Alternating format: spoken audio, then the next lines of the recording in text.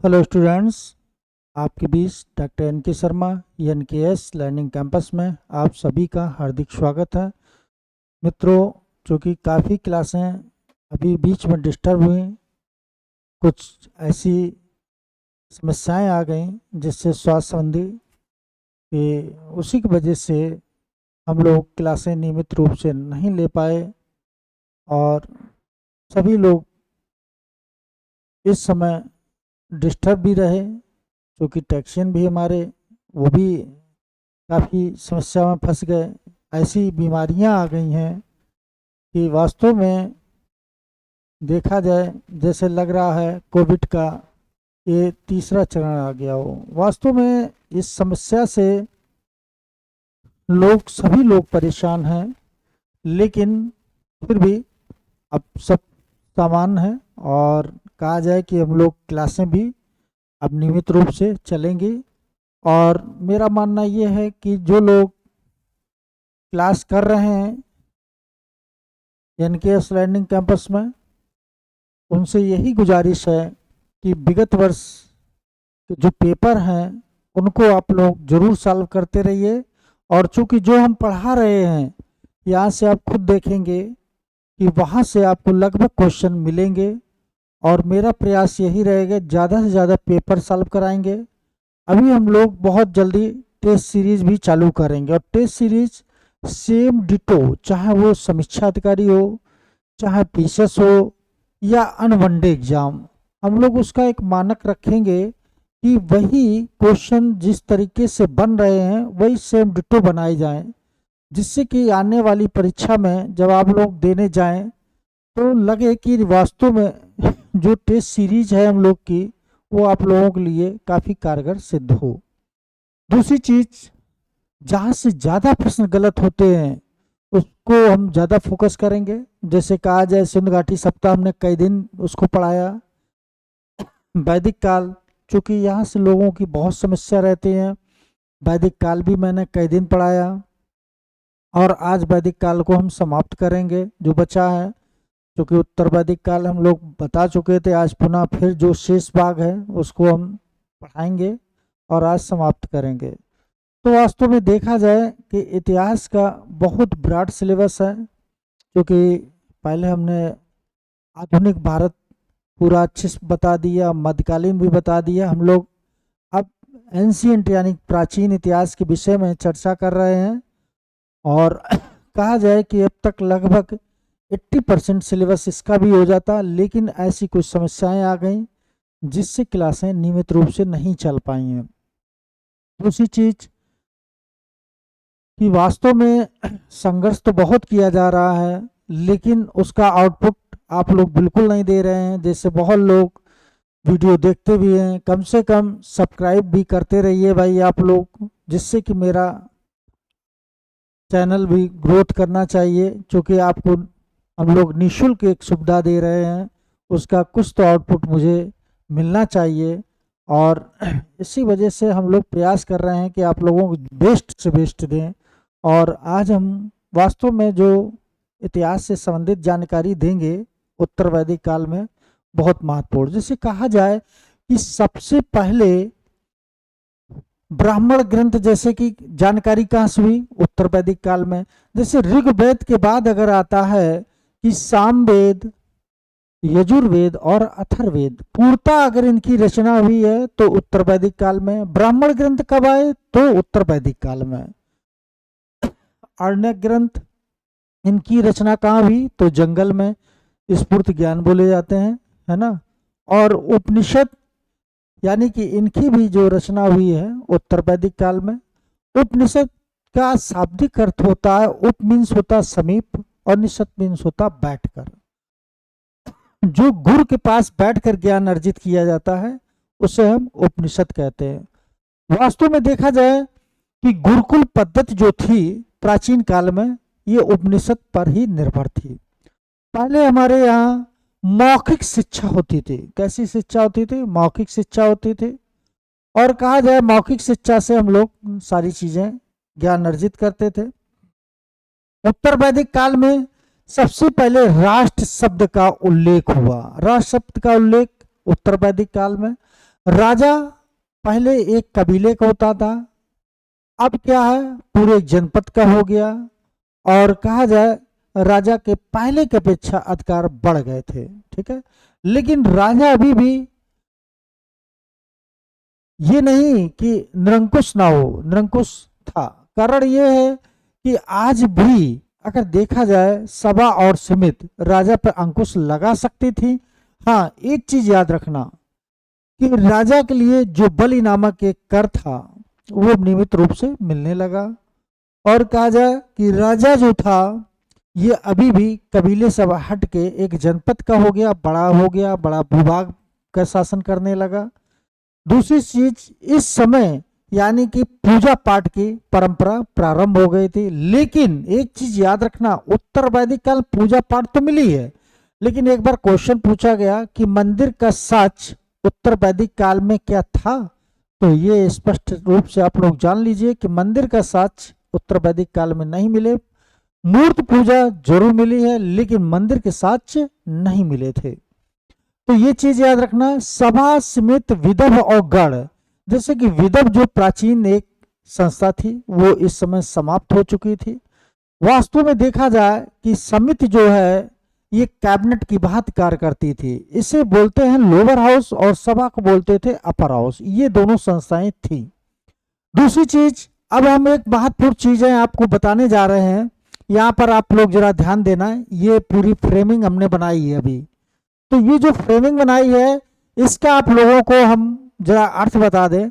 जैसे वेद अगर पूछा जाएगा वेद कितने हैं, तो वेद आप 4 लगा के आएंगे। वेद हमारे कितने हैं? 4। तो ऋग्वेद है, सामवेद है, यजुर्वेद है, अथर्ववेद। अब फिर एक चीज याद रखना कि ऋग्वेद वास्तव में देखा जाए कि ये जो ऋग्वेद था इसमें मंडल कितने थे। कई बार क्वेश्चन यहां से भी पूछा जाता कि मंडल कितने थे, तो 10 मंडल थे। कितने मंडल थे? 10। अब यह भी पूछा जाता कि 10 मंडल में सबसे प्राचीन मंडल कौन था? सबसे प्राचीन तो 7वां मंडल था। इसके बाद कौन सा मंडल है? तो दूसरा है। अब एक फिर क्वेश्चन बनता है कि ऋग्वेद के किस मंडल में 4 जातियों का उल्लेख हुआ? तो 10वें मंडल में हुए। 10वें मंडल के पुरुष सूक्त में 4 जातियों का उल्लेख हमें प्राप्त होता है। ये चीजें आप लोग जरूर याद रखना और कई बार पूछा भी गया है। दूसरी चीज, आज हम यहाँ पर एक चीज बहुत अच्छी देखो, ध्यान देना, कभी नहीं भूलेंगे। पूछा जाएगा कि ऋग्वेद के ब्राह्मण ग्रंथ कितने हैं? तो 2 हैं ऋग्वेद के ब्राह्मण ग्रंथ हैं। कौन कौन है? ऐत्रेय ब्राह्मण है और कौस्तुकी ब्राह्मण है। ऐत्रेय ब्राह्मण, कौस्तुकी ब्राह्मण जो ऋग्वेद के ये ब्राह्मण ग्रंथ हैं। और एक चीज याद रखना कि सेम डिट्टो अगर पूछा जाए कि ऋग्वेद के आरण्यक कितने हैं, तो यही है कि ऐत्रेय और कौस्तुकी, ये दोनों इसके आरण्यक भी हैं। और ये अगर पूछा जाता है कि ऋग्वेद के उपनिषद कितने हैं, तो 2 उपनिषद हैं, ऐत्रेय, कौस्तुकी। अब देखो ध्यान देना इस जगह कि ऋग्वेद के ब्राह्मण ग्रंथ ऐत्रेय, कौस्तुकी, और ऋग्वेद के आरण्यक तब भी ऐत्रेय, कौस्तुकी, और ऋग्वेद के उपनिषद तो भी ऐत्रेय, कौस्तुकी। यानी कि चाहे 3 टाइप से आपसे क्वेश्चन पूछा जाए तो आप ये याद रखना, यही लगाकर आएंगे, ठीक है। कभी क्वेश्चन गलत नहीं होगा। फिर ऋग्वेद के बाद हम लोग आते हैं सामवेद। साम का मतलब होता है संगीत। इसका उद्देश्य ये था सामोगापा धानिशा, तो ये संगीत से था। एक चीज तो ये याद रखना कि सामवेद का अर्थ है संगीत से। इसके ब्राह्मण ग्रंथ पूछे जाएंगे सामवेद के कि ब्राह्मण ग्रंथ आप बताइए, तो आप याद रखना कि तांडव और जैमिनी ये 2 ब्राह्मण ग्रंथ हैं। तांडव और जैमिनी ये 2 ब्राह्मण ग्रंथ हैं। अब फिर देखना इस जगह अगर आरण्यक पूछा जाए कि सामवेद के आरण्यक कितने हैं, तब भी 2 याद रखना। तो कौन कौन है? जैमिनी है, छंदोग है। तो 2 इसके ब्राह्मण ग्रंथ 2 हैं, कौन? तांडव, जैमिनी। आरण्यक अगर पूछे जाते हैं इसके आरण्यक कौन कौन है, तो जैमिनी है और छंदोग है। एक मित्र याद रखना कि इसके अगर उपनिषद पूछे जाएं तब भी 2 लगा के आएंगे। कौन कौन? जैमिनी और छंदोग। देखो सेम डिट्टो। अब एक चीज याद रखना कि यहाँ पर कई बार पूछा गया है कि देवकी पुत्र का उल्लेख किसमें हुआ है, तो छंदोग उपनिषद। अब छंदोग उपनिषद किसका भाग है, तो सामवेद। तो सामवेद का जो उपनिषद है छंदोग उपनिषद, इसमें देवकी पुत्र का उल्लेख है। और कहा जाए कि छंदोग उपनिषद में यानी कि कहा जाए 3 आश्रम की व्यवस्था अगर देखी जाए तो इसी में मिलती है। यानी कि छंदोग उपनिषद में 3 आश्रम की जानकारी मिली है, लेकिन 4 आश्रम की जानकारी जाबालोपनिषद। जाबालोपनिषद में यानी कितने आश्रम, तो 4 आश्रम की जानकारी यहां पर मिली है। और 3 आश्रम की पूछी जाए तो छंदोग उपनिषद लगाएंगे। तो ये चीज आप लोग याद रखना। इसके बाद आता है यजुर्वेद। यानी कि यजुर्वेद का अगर ब्राह्मण ग्रंथ पूछे जाते हैं तो इसके ब्राह्मण ग्रंथ याद रखना कि एक तो शतपथ ब्राह्मण है और इसके बाद तैत्रीय ब्राह्मण है। अब देखो इसके भाग कितने हैं, इसके भाग 2 हैं। अगर यजुर्वेद के भाग पूछे जाए तो 2 हैं, शुल्क यजुर्वेद और कृष्ण यजुर्वेद। अब देखो शुल्क यजुर्वेद को वाजसनेयी संहिता कहते हैं। क्या, वाजसनेयी संहिता। यानी कि वाजसनेयी संहिता किसको कहा जाता है, तो शुल्क यजुर्वेद को वाजसनेयी संहिता कहा जाता है। अब इसका अगर ब्राह्मण ग्रंथ पूछा जाए तो शतपथ ब्राह्मण। मित्रों याद रखना कि शतपथ ब्राह्मण जो है ब्राह्मण ग्रंथ में सबसे बड़ा कौन सा है, तो शतपथ ब्राह्मण है, ये सबसे बड़ा था। ये भी याद रखना सबसे बड़ा ग्रंथ कौन सा है, ब्राह्मण ग्रंथ, ब्राह्मण ग्रंथ। तो ये याद रखना कि यही था। फिर इसके बाद अब ये कृष्ण यजुर्वेद, तो कृष्ण यजुर्वेद का तैत्रीय ब्राह्मण है। कौन सा, तैत्रीय ब्राह्मण है। अब इसके बाद इसके आरण्यक पूछे जाएंगे कि इसके आरण्यक बताइए कौन कौन से हैं, तो याद रखना 3 हैं, बृहदारण्यक है, तैत्रीय है और शतपथ है। इसके बाद उपनिषद भी पूछे जाएंगे, तो यहाँ पर बृहदारण्यक उपनिषद है, कठोपनिषद है और मैत्रेय उपनिषद है। देखो ये 2 ज्यादा पूछे हैं, बृहदारण्यक उपनिषद, कठोपनिषद। यानी कि जनक की सभा में अगर ये पूछा जाता है याज्ञवल्क्य और गार्गी का संवाद, तो बृहदारण्यक उपनिषद में मिलता है। जनक के दरबार में एक बार संवाद होता है और उस संवाद में यानी कि कहा जाए याज्ञवल्क्य और गार्गी का संवाद होता है। मित्रों याद रखना एक जगह ऐसा आया कि गार्गी का जब प्रश्न किया और उत्तर देने में यानी कि कुछ समस्या पैदा हुई, तब खुद याज्ञवल्क्य उनसे कहते हैं कि अब शांत हो जाओ, नहीं भी तुम्हारा सर फोड़ देंगे, और जूरा पकड़कर सर में भेड़ देते हैं। तो मित्रों इससे आपको क्या लगता है कि उस समय की ऐसी विदुषी महिलाएं थीं जो पुरुषों की भांति काफी तेज होती थीं, वो कम नहीं थीं। तो ये चीज याद रखना कि बृहदारण्यक उपनिषद में ये जानकारी मिलती है। इसके बाद अब कौन सा बचा, अथर्ववेद। अब मित्रों याद रखना कि अथर्ववेद वास्तव में वेदों का वेद अथर्ववेद। देखो याद रखना कि सबसे बाद में किस वेद की रचना हुई है, तो अथर्ववेद की हुई है। अथर्ववेद की सबसे बाद में रचना हुई है। और यह भी कहा जाता है कि अथर्ववेद वेदों का वेद कहा गया है। और सबसे महत्वपूर्ण अगर वेद पूछा जाता है तो अथर्ववेद को लगाएंगे। ठीक है, अथर्ववेद सबसे महत्वपूर्ण क्यों हुआ, इसके पीछे एक कारण था कि जन्म से लेकर मृत्यु तक अगर कोई जानकारी देने वाला वेद हमारा है वो अथर्ववेद है। जैसे मनुष्य का अगर जन्म होता है तो जन्म से लेकर उसकी मृत्यु तक जितनी क्रियाकलापें होती हैं वो हमें जानकारी अथर्ववेद से प्राप्त हो जाती हैं।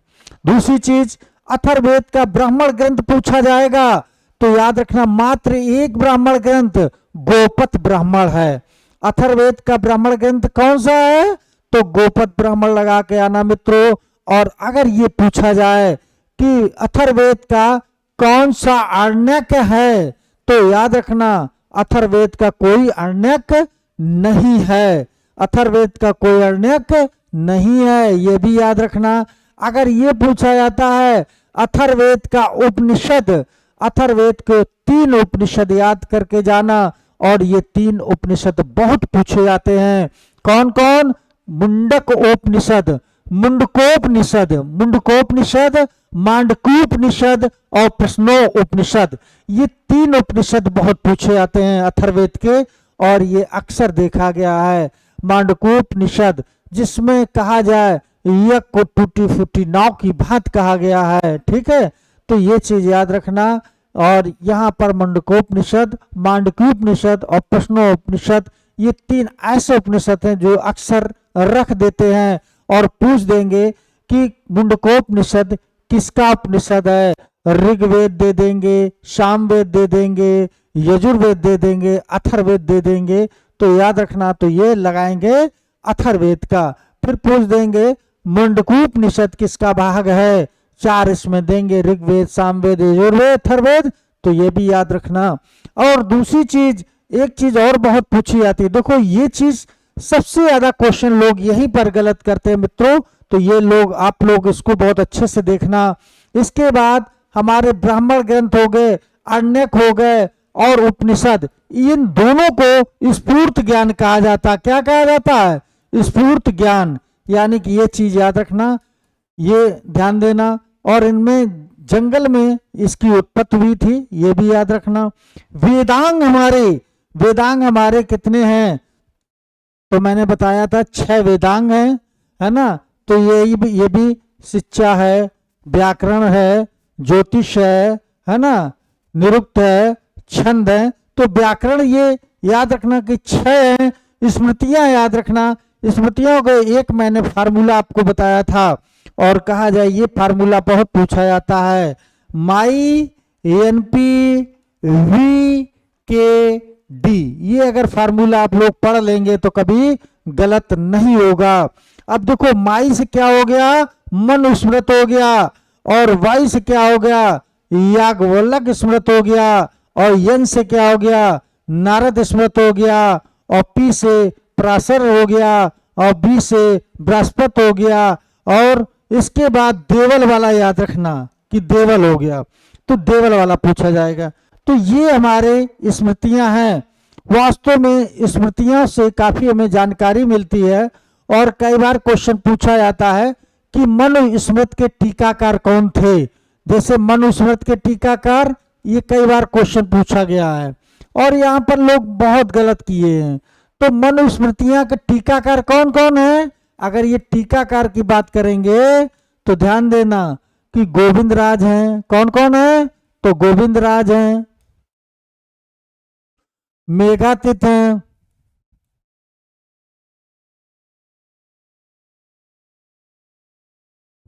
है ना। देखो ये बड़ा एक अच्छा क्वेश्चन है ना। गोविंद राज है, मेघातीत है, कुल्लू भट्ट है। कौन है? कुल्लू भट्ट है, कुल्लू भट्ट। इसके बाद भारुची है। कौन है? तो भारुची है। तो ये तो 4 आपके, यानी कि कहा जाए कि मनुस्मृत के कितने टीकाकार थे? 4। गोविंद राज, मेघातीत, कुल्लू भट्ट, भारुची, यानी कि 4 हमारे, यानी कि मनुस्मृत के टीकाकार हैं। अब देखो ये क्वेश्चन और बनता है, यहां पर भी ध्यान देना।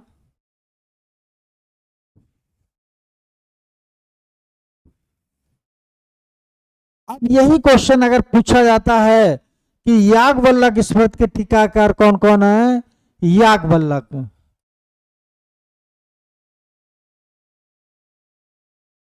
याज्ञवल्क्य स्मृति के टीकाकार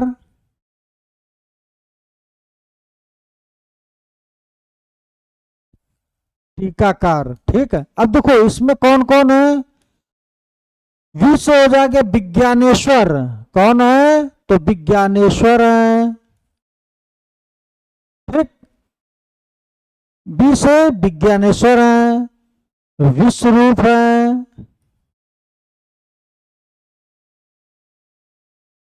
और अपराक हैं।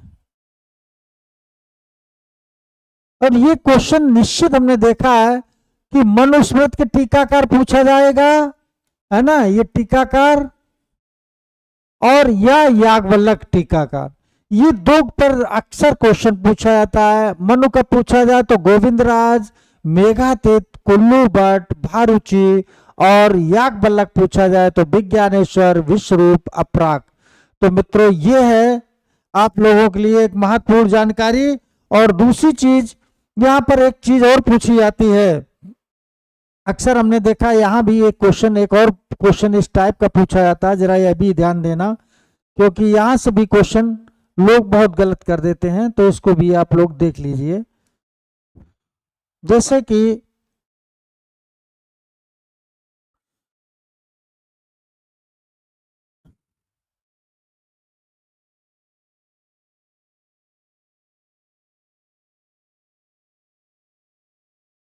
देखो ये है उत्तरापथ,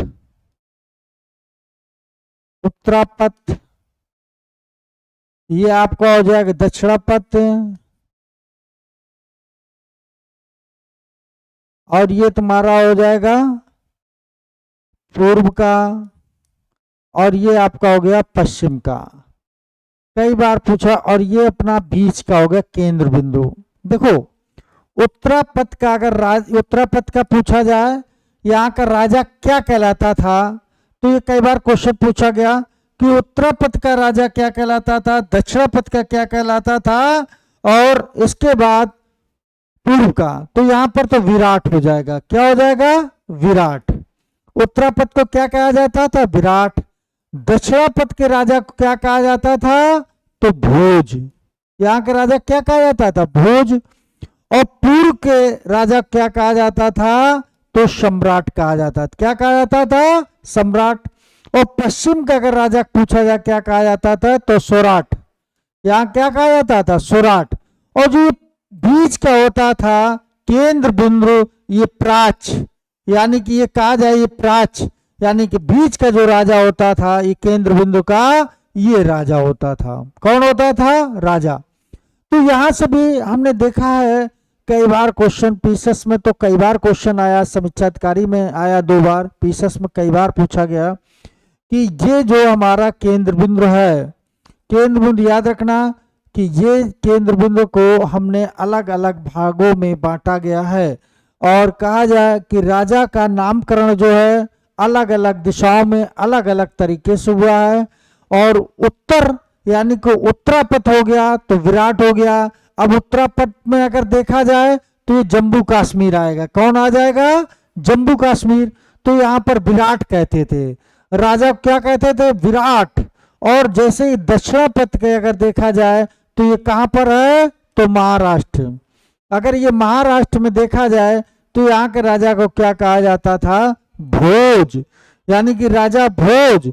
और अगर यही पूछा जाए पूर्व के राजा क्या कहा जाता था, तो यहाँ का सम्राट कहा जाता था।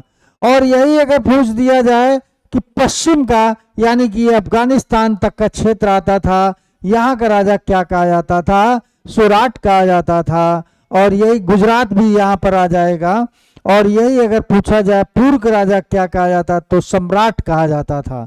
तो मित्रों ये है आपके लिए उत्तर भारत का, यानी का पूरा अगर देखा जाए, है ना, उत्तर वैदिक काल। और उत्तर वैदिक काल का जो पीरियड याद रखना कि 1000, यानी कि 1000 ईसा पूर्व, यानी कि 1000 ईसा पूर्व से 600 ईसा पूर्व, 1000 ईसा पूर्व से 600 ईसा पूर्व का काल हमारा उत्तर वैदिक काल कहलाता है। और उत्तर वैदिक काल में पहली बार राष्ट्र शब्द का उल्लेख हुआ है, ये भी याद रखना। और अब जो है स्त्रियों की स्थिति ऋग वैदिक काल की अपेक्षा गिरावट आ गई। जैसे कि अक्सर पूछा जाता है कि उत्तर वैदिक काल में स्त्रियों को उपनयन संस्कार होता था क्या, तो इस समय रुकावट आ गई थी, इस समय उपनयन संस्कार नहीं होता था। हाँ एक चीज याद रखना, चाहे ऋग वैदिक काल हो चाहे उत्तर वैदिक काल हो, दोनों कालों में याद रखना कि महिलाओं को पी यानी कि दोनों में भाग लेने का अधिकार नहीं मिलता था। पी मीन्स होता है पॉलिटिक्स और पी मीन्स होता है प्रॉपर्टी, यानी कि इन दोनों में महिलाओं को भाग नहीं मिला था। तो ये चीज याद रखना। और अक्सर पूछा भी जाता है कि इनमें क्या महिलाओं को भाग मिला था, तो नहीं मिला था। और इसके बाद व्याकरण, तो पाणिनि का अष्टाध्यायी, और ये भी याद रखना, और महर्षि पतंजलि का महाभाष्य, यानी कि दो हमारे व्याकरण भी हैं। और इसके बाद महाकाव्य की बात आए तो दो महाकाव्य हैं, रामायण और महाभारत। रामायण के वाल्मीकि हैं और महाभारत के वेद व्यास हैं, तो यह भी कभी कभी पूछ दिया जाता है। इसके बाद हमारे पुराण कितने हैं, तो 18 हैं। और सबसे प्राचीन पुराण कौन सा है, तो मत्स्य पुराण है। तो ये भी चीज याद रखना। तो मित्रों याद रखना कि इतिहास को कैसे पढ़ा जाए। वास्तव में देखा जाए कि इतिहास बहुत ब्रॉड सिलेबस है, ठीक है। अब जैसे उत्तर वैदिक काल के बाद अगर देखा जाता है कि सबसे ज्यादा क्वेश्चन कहाँ से आएंगे, तो जैन बौद्ध, इसको आप लोग बहुत अच्छे से पढ़िए। जैन बौद्ध से भी बहुत क्वेश्चन आते हैं। 16 महाजनपद से कभी कभी वहां से भी क्वेश्चन रख देते हैं। 16 महाजनपद यानी कि आज अगर देखा जाए जो 16 महाजनपद थे, अब 28 महाजनपद और 7 केंद्र शासित प्रदेशों में जो विभाजित हुआ है, उसके विषय में आपको जानकारी मिलेगी। और मित्रों याद रखना कि इसके बाद हमारा आता है मगध का उद्भव और विकास। अब मगध का उद्भव विकास अगर पूछा जाएगा तो वहां पर भी 3-4 वंश हैं, जैसे कि हर्यक वंश, यहाँ से क्वेश्चन अक्सर पूछा जाता है। फिर इसके बाद शुंग वंश आता है ना। शुंग वंश, वहां से भी क्वेश्चन पूछे जाएंगे, है ना। तो ये चीज यहाँ वहां से भी बताएंगे कैसे पढ़ना है। तो वास्तव में देखा जाए कैसे क्वेश्चन बन रहे हैं। और मौर्य वंश से तो आप लोगों को बहुत ज्यादा ध्यान देना है, और गुप्त काल, ये दोनों अगर आप ध्यान देते हैं तो यहाँ से निश्चित है कि हमेशा 8 से 10 क्वेश्चन का यहीं से रख दें, हमेशा रखे जाते हैं। मौर्य मरणोत्तर काल, गुप्त उत्तर काल, ये दोनों आपको बहुत अच्छे से पढ़ के जाने हैं। तो मेरा मानना यही है कि इतिहास को आप लोग इतने अच्छे से तैयार करके जाएं कि यहाँ से जो आएंगे क्वेश्चन वो आपके गलत ना हो। और हम लोग मिलते हैं अगली वीडियो में पुनः फिर आप लोगों से, और जुड़े रहिए मेरे साथ, और ज्यादा से ज्यादा भाई सब्सक्राइब करिए। और हम इसी तरीके से आपको बहुत महत्वपूर्ण चीजें देते रहेंगे। मिलेंगे हम लोग पुनः फिर आपसे।